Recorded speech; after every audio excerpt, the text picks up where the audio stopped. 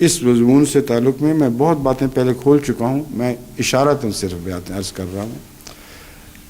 کہ پاکستان کی تاریخ ہو یا کوئی بھی مسلمانوں کی مفاد کی بات ہو،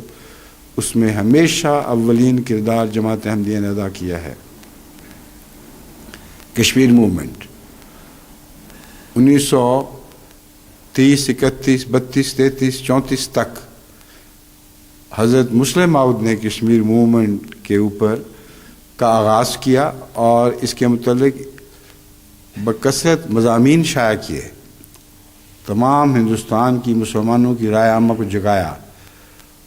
اور انہیں سمجھایا کہ تم کشمیر کے معاملات اور کشمیر کے مظلوم مسلمانوں کے معاملات سے بالکل غافل پڑے ہو، اٹھو اور کسی جد و جہد کا آغاز کرو۔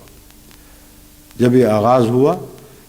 تو علامہ اقبال ہی نے سب سے پہلا نام مرزا بشیر الدین محمود احمد کا پیش کیا۔ اب یہ بھی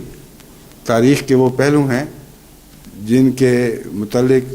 مستند حوالوں سے ثابت کیا جا سکتا ہے کہ جماعت احمدیہ سے بڑھ کر کشمیر کی آزادی کی مہم چلانے والی اور کوئی جماعت نہیں تھی۔